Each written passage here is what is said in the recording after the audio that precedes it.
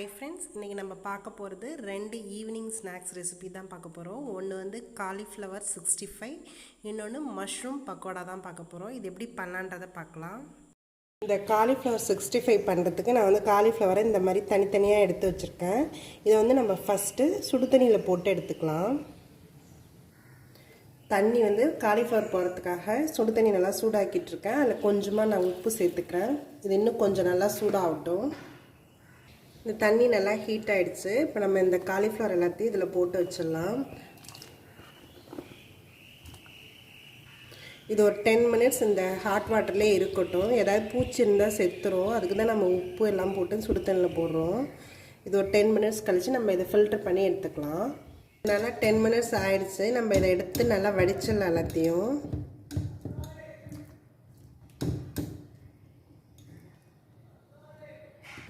இந்த காலிஃப்ளவர் எல்லாத்தையும் இந்த மாதிரி ஒரு டிஷ்யூவில் போட்டு வச்சிடலாம். இந்த கொஞ்சம் ஈரத்தையும் இது வந்து நல்லா உறிஞ்சி எடுத்துரும். இது கொஞ்சம் ஒரு 10 மினிட்ஸ் இப்படியே இருக்கட்டும். காலிஃப்ளவர் நல்லா ஈரம்லாம் காஞ்சி இதாகிடுச்சு.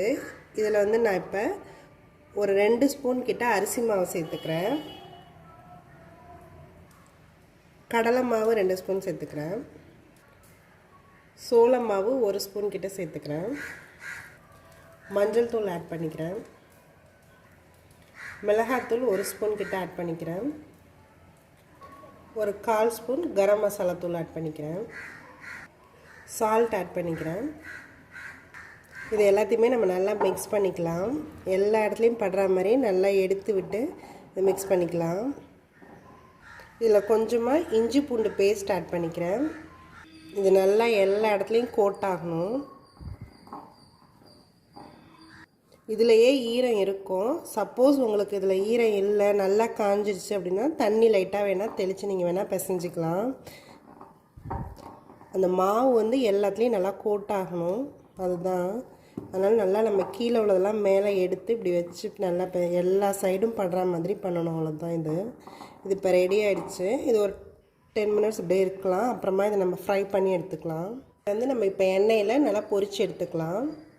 இந்த காலிஃப்ளவர் பொரிச்சு எடுக்கிறதுக்கு நான் வந்து எண்ணெயை நல்லா ஹீட் ஆக்கியிருக்கேன். இது நல்லா ஹீட் ஆகட்டும். எண்ணெய் நல்லா ஹீட் ஆகிடுச்சு. நம்ம இப்போ இதில் ஒன்று ஒன்றையாக பொரிச்சு எடுத்துக்கலாம்.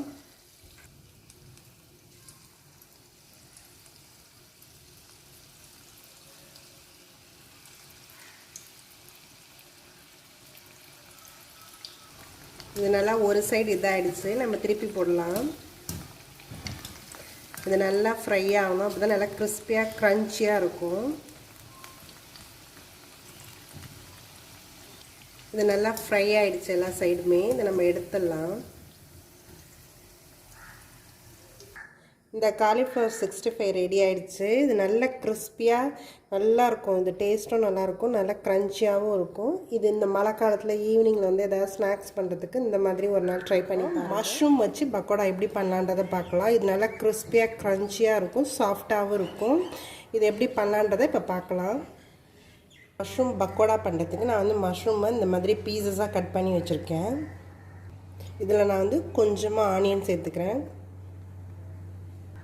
கொஞ்சமாக கருவேப்பிலை சேர்த்துக்கிறேன். இஞ்சி பூண்டு இந்த மாதிரி இடித்து வச்சுருக்கேன், அதையும் ஆட் பண்ணிக்கிறேன். பச்சை மிளகாய் பீசஸாக கட் பண்ணி வச்சுருக்கேன், அதையும் ஆட் பண்ணிக்கிறேன். இதில் கடலை மாவு ஆட் பண்ணிக்கலாம்.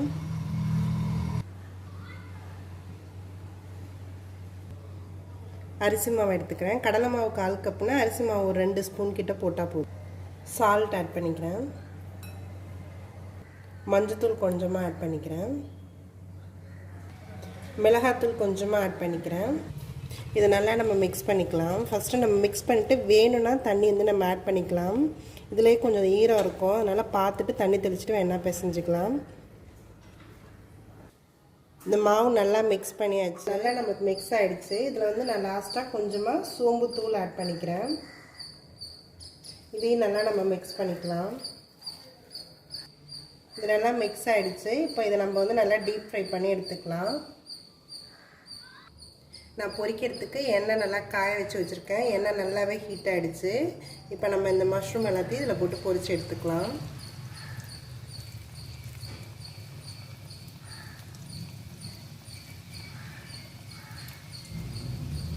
இது நல்லா 2 சைடுமே ப்ரௌன் ஆகிடுச்சு.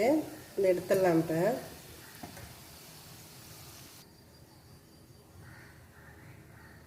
இந்த மஷ்ரூம் பக்கோடா ரெடி ஆகிடுச்சு. இது நல்லா கிறிஸ்பியாக இருக்கும். இந்த மழை காலத்துக்கு ஈவினிங் ஏதாவது ஸ்நாக்ஸ் பண்ணணுன்னா இந்த மாதிரி நீங்களும் ட்ரை பண்ணி பார்க்கலாம். இது நல்லா க்ரன்ச்சியாக கிறிஸ்பியாக இருக்கும். நல்லா சாப்பிட்றதுக்கும் சாஃப்டாகவும் இருக்கும்.